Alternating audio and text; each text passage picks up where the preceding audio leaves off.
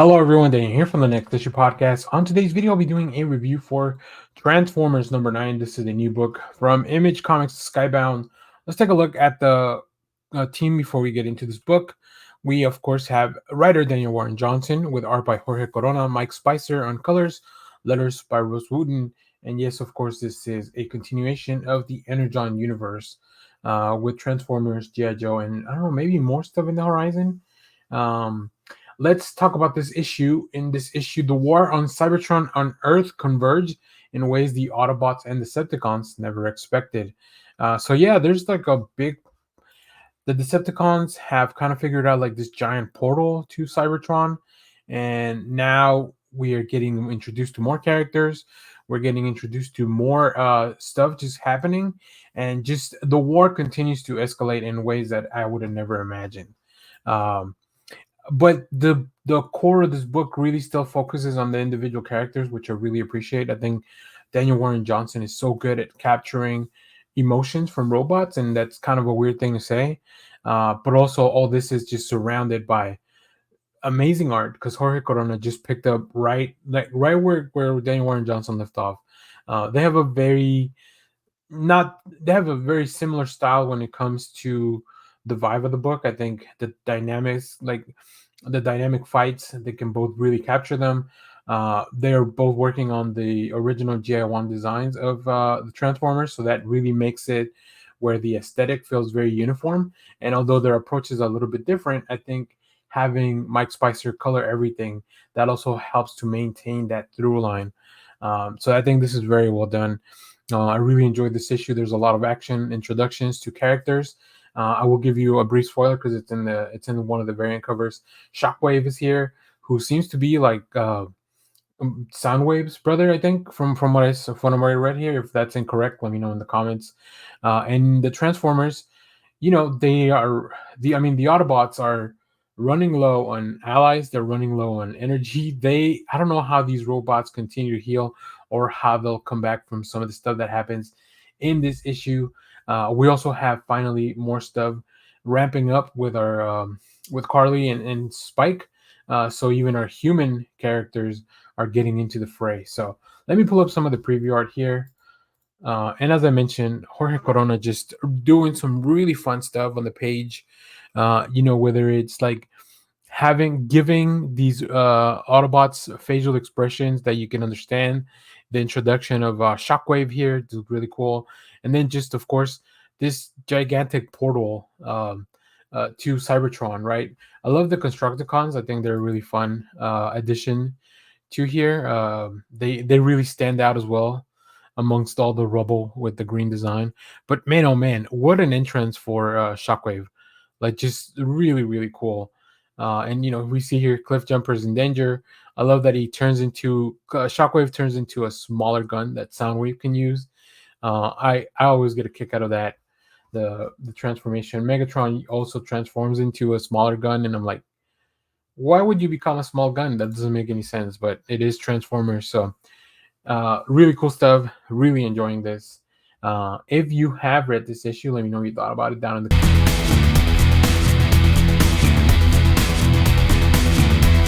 Hello, everyone. Daniel here from the Next Issue Podcast. On today's video, we'll be doing a review for Into the Unbeing number 1. This is a new book from Dark Horse Comics.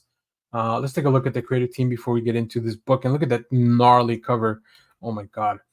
So this is a script by Zach Thompson with art by Hayden Sherman, letters by Jim Campbell. The main cover that we see here is by Hayden Sherman. There's a few other covers you can see at the end of the video. Stay tuned for that. Like I said, this book is super gnarly and something a little unusual. So let's talk about this. A group of climate scientists working in a remote base camp on the Australian outback discover an impossible landform. They venture inside expecting the unexpected, and the titular unbeing delivers. True to the tradition of cosmic horror, they discover an anomalous environment that defies everything they think they know about the world. From critically acclaimed writer Zach Thompson, who's then done things like Blow Away and Cemetery Kids Don't Die, and artist Hayden Sherman from Dark Spaces Dungeon, Wasted Space. There's really a lot of stuff that Hayden Sherman, such a prolific artist. So I'm always gonna check out stuff from both. Actually, both of these creators are right at the top of my list of like things to check out. Even if I don't continue to read immediately, I know like I haven't finished Dark Spaces Dungeon, but I know I'm gonna go back and check it out. So I really enjoy this initial issue. I think it's a great issue to set up this really interesting horror thriller kind of a book. The group of scientists introduced very early on, and we'll get into Hayden Sherman's art in a minute because it's fantastic. But I think the challenge of trying to figure out what's going on with this environmental collapse. What is this group of individuals trying to accomplish? Like all those little seeds that are planted by Zach Thompson in this first issue, they really work to capture my attention and then also to lead into a larger narrative, right? All that teamed up with the beautiful and kind of horrific art that Sherman delivers. Like it just really encapsulates the book. There's a lot of narration throughout the book that really kind of leads you. It's really interesting because it doesn't always connect with the visuals that we're seeing. Like it's more of like what are these characters thinking while they're actually doing what they're doing. So like you kind of have to pay attention on both tracks. So definitely, I like that the creators are like they give a lot of credit to the readers where like you can definitely keep up with all the stuff that we're throwing out at you. We meet some interesting personalities. I think this is a really fun debut issue that if you're a fan of things like The Thing or Alien, where now obviously this isn't exactly that, but it has some of those same vibes where there's a group of individuals trying to work for a common goal, and then things start going awry. And then, like I said, Hayden Sherman is just amazingly beautiful, horrific art. Let's take a look at the art here, so you can see some of the previews here. And as you can see, just Hayden Sherman, just I love the color palette. Obviously, this all comes from the tint from the fire here, as we see, uh, and it's just like the foliage, the trees, the framing, everything around the trees too. Like it's just it raises the atmosphere and the tension that it's really unbelievable. Like it just I could look at some of these pages for a long time, and I did while I was reading this. Now we head back to kind of like the place where they are a little bit more safe, the base of operations, and we're introduced to a lot of these characters. You get your typical like, here's this panel with this person, and this is what they do, right? So you definitely get to meet everyone. I really like the Hayden Sherman's character designs as well. They look a little like longer than normal people. I don't know. There's something that's a little askew to them, but I appreciate that aesthetic. It really works for this issue. So yeah, I really enjoyed this issue. I highly recommend it to anybody that's looking to do something fun and also kind of like horrifying in a way. If that's your jam, I think you'll enjoy it. Now, writer Zach Thompson did has a thread on League of Comic Geeks, which is where I keep track of my pull list, just to do like an ask me anything. And I just left a comment, so you can see it here. What should I do about the nightmares from Hayden's beautifully horrific depictions in this book? And yeah, of course, I love the first issue. So yeah, so Zach's advice is that the nightmares are only going to get more intense. So that was really fun. I love when creators find a way to interact positively, and the fans also interact positively with the creators. So yeah, I guess we're just gonna move on. All right, so we are going to do a quick comic review before we get into all this other stuff. We're going to be talking about. It's not a new comic from this week, but it is a relatively new comic. It just came out. What was it? A couple of weeks ago, I think. Like 2 weeks ago, yeah. Yeah. It's called Grommets. Yes. Okay, so I gotta ask before we get into the review. Does that mean anything? Yes, Yeah. they explain it kind of, I think, at the very end, which is a grommet is a new skater. Okay. Okay. Yeah. I don't read any of that back matter. Well, This is a good part to kind of get from Brian and Rick their backgrounds in skating and where they came from. Yeah. I see. They're not posers, are they? Not from the No. talk, the way they sounded. Shane skateboarded? All right, so let's talk about this. This is written by Rick Remender and Brian Posehn. Oh, fuck art yes. by Brett Parsons, colors by Moreno Dinicio, and letters by Rose Wooten. Super rad. Let me give you a quick synopsis, and then we'll talk about the actual issue. Two best friends, outcasts, navigate the Sacramento suburbs in 1984, where they find a home in skateboard culture and punk rock. On one side of the coin, Grommets is an authentic look at the 80s skater culture, a snapshot of the generation that turned skating into a worldwide phenomenon. On the other hand, a heartfelt coming-of-age story that follows two friends' troubled homes as they navigate their damage in an era where no one cared. So I brought a whole bunch of people that were teenagers in the 80s. Guys, did no one care? I have a purpose. I know, same. Did no one care back in the day about where you guys were after dark? You have to Nobody go back did. to this. Let me give you a setup of this time period. You're also talking about like in the early 80s when the highest divorce rate in America ever happened.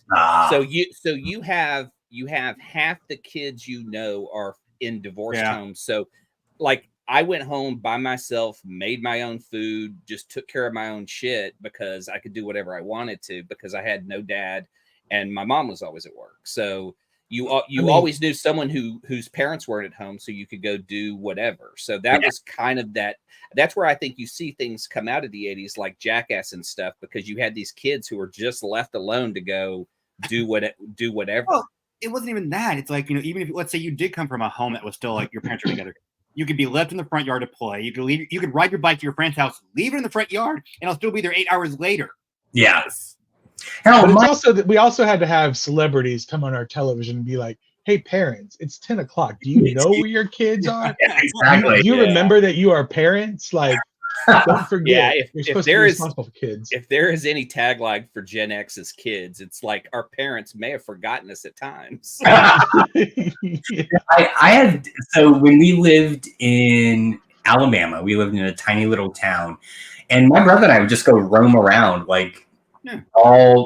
after school, we were just on our bikes roaming around. And basically we knew it was time to come home because my dad would go in the backyard and he had this incredibly loud whistle. And he would just whistle in a way that we knew. And we're like, oh shit, that's dad. We got to go home. I mean, and that's just how it worked. I mean, you really just roamed around on your own. Yeah. But yeah, this book just captures the 80s. It captures skate culture. There's a moment where the two characters, while they're going to the skate park in his grandfather's truck, are talking about their boards. Yeah. And I was like, oh, I used those trucks. I used those wheels. Like, oh shit, I know exactly what he's talking about. Spitfires. Yeah, it was amazing. Second question. Which one of you guys skateboarded when y'all were teens? A little bit. I mean, I wasn't good, but yeah, same. I wasn't good. I remember there was before I got my license. I mean, really, I was, like my friends had their licenses and stuff, and it was just like a way to get around town. Like I could ride up to the school, and I spent a lot of time alone on a computer, and doing this alone was great because you're at peace. You can put on your headphones and just go skate, and you do your own tricks. And I would skate with a couple of guys that would build a ramp and stuff. And so, but their parents were always around. So it was weird. We would go to their house and their parents would help us build ramps. And we were like, how do we build a skate park? And they're like, well, you have to have a lot of insurance. But I remember the last thing I rode before I got my license was why I quit riding, was riding up a ramp, putting my tail down, my foot staying on the ramp and my board coming down. And your legs just split on the ramp on the way down. Oh. That just tightens up everything inside you, and you just go, I don't want to feel that ever again. When you're putting on your headphones to go skating around, what are you listening to? Oh my gosh! Were you listening to that Devil's Band Rush? Yes. Fucking yeah, Rush is awesome, man. Like I love that he picks like some of the best music at the time. The fall that he writes in the book. Mm-hmm. I think if anyone's ever skated has had that happen where you're just like, you've got a groove or you're going too fast and then there's a rock because that's all it took for those wheels back in the day, because they were never able to handle just going over any rough. So you just went flying face first. I love that sequence because it starts with the meteor. I know. It's like you get like a 3-page like history of the universe. You know, it's so good. Yeah. It's like how did this little rock get to where it's to cause this guy to like face plant? But I mean, the one thing that's really connected me with this book is, as I've been like rehabbing and healing, I've wanted to ride a skateboard again. So like that's one of my goals, is to kind of save up to get a board, because as I've just been doing PT, so it's like boring, stuff. But one of the things I do is on a balance board, and it's like, man, this has kind of made me want to go skate again. Even though if I fall, like my knees, my shoulders, my spine are all fucked up, I'd rather go out on a skateboard than just doing it sneezing hard in bed. You know what I'm saying? This part of the podcast is brought to you by Metamucil Silver. Oh man! Well, and I do also. So the skate park they go to in the book, we had one like that in San Antonio, and I loved it. Now I am really bad on ramps. I could never do the big like half pipe, but I could go through all the little stuff. It was awesome. So yeah, we only did like a quarter pipe. Like I never, like there was a skate park at Bachman Lake, but like we never got out there, so we just skated the street. Yeah. Where? Which side of the lake was it on? Well, before you were born, there was this. I mean, I've been to Bachman Lake, and other than all those bodies on the lake, I don't know. I've never heard of it. Dude, it was in the 80s, so I'm pretty sure here we go. thing. I don't know you can't really see it. I have a scar on my arm. It's right there. Yeah. Where a rock was in my arm, and it was exactly, I was going too fast down a hill, and I was trying to very ease over to the curb so I could just leap into the grass, and I just angled a bit too far, and the board just spun out from under me, and I just face planted, and then down the hill on my face and my arms. So you weren't wearing elbow pads? No. I never wore a helmet or any pads. It was dude. Again, we didn't even have seatbelt laws, so like this is the time where like safety wasn't like that big of a deal, and there's no parents telling you put on a helmet, dude. Well, not even that. You see this in the first part of the comic book. The dad's driving the kid in this Corvette. He pulls into the liquor and puts a freaking can. This is when you can still drink in cars. Drink and drive. Yeah, it was a normal thing. Beer place, yeah. Who rode with a parent that drank in their car? I mean, that was just like a normal thing whenever I saw my dad the 5 times I saw him. I don't know what the statue is, so I'm not going to talk about. No, I'm just kidding. My parents don't really drink. What's the big hunk? Is that the candy bar thing? Yeah. I do like seeing all the little businesses in the back. There's a Taco Bell. I don't know. Classic Taco Bell. Yeah, the more offensive one. So that building is offensive. It's only once you step in there. That's the problem. Yeah. Oh, okay. I did. Oh, sorry, Danny. Go ahead. I was gonna say there is some salty language all throughout the comic. Feels very. They're really good at capturing like everybody was a dick back in the day. Like, fuck yes. There was no like mental health awareness, anything like all that stuff that from today was unexistent back then. Like it just you couldn't do it, and if you did it, you were made fun of. Yeah. Like so. This is the time period where you get all the things that you have to go to therapy for. Yeah, so this 100%. Is the time period where you're dealing with the peer pressure, like him trying to be in part of that skate group because he sees kids with a skateboard. That's not always true, because like if you didn't ride as well, they would shit on you, and so it wasn't as as nice as they say in the comic, where it's like, well, you would get, well, I guess he says it in the back, because I think Rick or Brian talks about in the back where, it was also kind of a competition, like who could do this trick, and you kind of supported each other. I did have a group of skater kids that I did get that vibe from, but a lot of the time you would just get like hate. Like if you wrecked bad, I mean, you probably would get more cheers than if you did a good stunt from these people. It's like, you know how like you'll go to a comment section, you'll see somebody it's like say just whatever, and you're like, you would never say that to somebody's face, and they're like, That well, was the back 80s. in the 80s, there would be at least one person who would, you know, like. Yeah. All right, let's talk a little bit about the art before I love hearing about your stories, but Perfect. The art is great, and it really reminded me of Jamie Hewlett. Like, I loved it. See, I got a Jamie Hewlett, Jack Davis from Mad, like that kind of. Oh yeah, I can see that too. Yeah, I think it captured really well the spirit of what Sacramento looked like in the 80s too. Like it just even with the colors, like it just really it feels like, to me, I got a vibes of like those 80s coming of age movies, right? Like this is the vibe. Like I could kind of hear, even with the song here playing, or when they put on Rush on the truck with the grandpa, which cool grandpa that let him, you know, not every grandpa will let you just put whatever you wanted on the radio. No, when the grandpa's like, you ever seen a old lady fill her panties before? Yeah. Like everybody then was really pieces of shit. I mean, it's just really that kind of atmosphere of the 80s.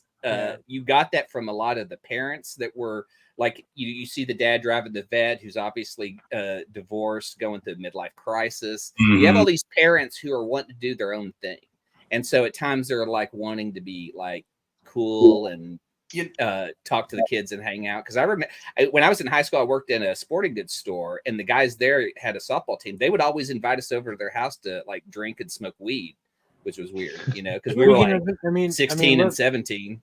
Speaking of, here's the guy in the car. He's token up. Yeah. And then I love that is Stranger Things. Take out the horror aspect, and you've definitely got a feel for the Stranger Things kind of early 80s.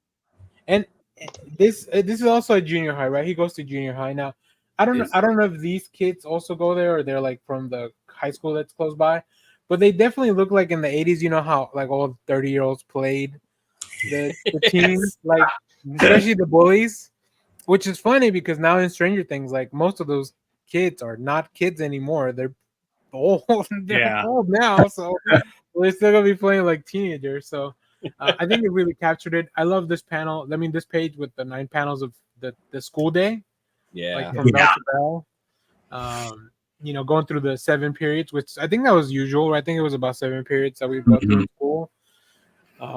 So I think, granted, the story is perfect because I love those two minds working together, but this art captures everything of that time period. It is like, without the story, everything in this is drawn to what I can remember that time period like, or get that vibe from, especially from like California. Yeah. All right. So before we close out this review, I wanted to do something kind of fun that we've never tried, and we'll see how it goes. What better time to experiment than when we are live on the show? So at the end of the sorry, Jeff, you were saying something? I said we'll do it live. Oh yeah, thank you. At the end of the comic, you get to read the after page. Now I didn't read it. These guys did. They were talking about it. Listen, I don't have time. There's not enough time. I gotta go read other comics. If they put a picture in there with the words, would it help? Maybe. Probably so. Distill this paragraph down to an image. If they put it in a little Pokemon card pack, would you have pulled it out? And yeah.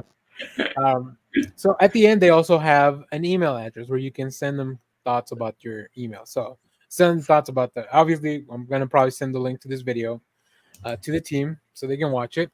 But I wanted to type out an email. So, we'll don't worry about the intro. I'll write that. Dear Mr. Rick Remender and company, what would you guys want to tell them? And I'll put who each one of them is from. Fuck, I don't know. I mean, they captured the time period perfectly. Like they captured the mood, the look, the vibe, the attitude. I'm not a secretary. I'm sorry, it's just like flowing through my head of everything. I'm not a stenographer. This thing is going to be full of so many baby reindeer typos. Like it's just. I mean, I'll spell check it before I send it. All right, so that's from Clay because we wanted to use these as quotes on the trade. Oh yeah. Yeah. Think of it like that. I want to tell them thank you for shining a spotlight on the greatest generation, Nope. Gen X. I'm gonna put greatest generation. And can you please help me figure out how to get better medical insurance for all the skate injuries I have? Thank you. Love, Josh. I just want to skate with Brian Posehn. I know, that'd be awesome. Yeah. I feel like with the way his voice is, he has just the best put down voice, right? Like smooth move, X-Lax, you know. It's just I'm definitely gonna include an invite to come on the show. that'd be Jeff, awesome. Oh, you got fuck anything? yes. If I had a pull quote, I would say perfectly encapsulates the mood of the 80s in the best way possible. So I'm just gonna put what Clay said. Ditto. Jeff's quote is ditto. You know, Oh, The above. perfect for old people. Yes. if you need a colonoscopy now, you'll love this book about your childhood. My doctors have been calling me like crazy. Kyle, you got anything? Nah, I can't think of it off the top of my head at the moment. Okay. Have you anything? I got Say the whole thing. rad. Huh? No, Gleaming the Cube. Oh, I was saying rad is an expression Oh. for the book. Yeah. If I was going to quote a movie, though, it'd be Thrashing. I'm sorry. Brolin over Later. Oh, Slater. Over Slater. It's just a better skate movie. Gleaming the Cube is Never real saw it. neo-noir. Oh, you never saw it? Never saw Direction. The Cube is good. I have a copy. Yeah, it's I have good. a copy. It's awesome. I saw it in the theater. Again, same sort of thing. Any popular media representation of skateboarding, if you were a skater, you were there. You're like, Yeah. oh, fuck, this movie has skaters in it? I'm going to go. Yeah, we watched Thrashing and Rad every day and then would go skate because we didn't have a local skate shop that had skate videos. So, yeah, so we were like skating in 85, just what we saw from movies. That was it. And we would watch Thrashing every day. all right. My line is gonna be, someone get these kids a helmet and a responsible adult. That would be what the millennials grew up with. So, hey, some of those kids had help. I think so. There was 3 types of people at that skate park. The ones that looked like knew what they knew what they were doing. They had helmets and knee pads and everything. There was the bullies that were just there posing with their skateboards, and then there were these guys that were just in there, but they didn't know what the hell was going on. They just wanted to skate. So that's what I saw. So don't tell me that no one was worried about safety. The guy that was upside down in the pipe, he had a helmet on and knee pads. Nerds were worried about safety. Typically, if you were going to ride a half pipe, you did wear a helmet and pads. Not everybody. Sometimes. Yeah, sometimes. Sometimes. But I was a street skater, so I never rode ramps, so I never bothered putting on a helmet or pads. So But now you have a rock in your arm. Clay, you gotta well, it's out now, thankfully. But yeah. Clay, somebody behind you. Maybe they need something. Oh, okay. Turn around. Show's behind you. Yeah, I was always doing double loonies and okay. triple lunts. I'll be right back. All right. You can really just put 2 words together, and I guarantee it's a skate trick. So Whoa, a triple double. Let's go. I did- mini rickets. And, I did a quadruple colonoscopy, and boy, my life was never the same. All right, let's end this with just taking a look at those awesome covers. Thanks to Image for sending us out. Yeah, thank you. To the you, team. Image. Hopefully, you get to see this video and you get to see our email. And you're welcome to come on the show whenever you want. Talk about skate culture with these guys, or I can tell you can tell me about all the responsible things you got to do in the 80s. So, all right, let's see.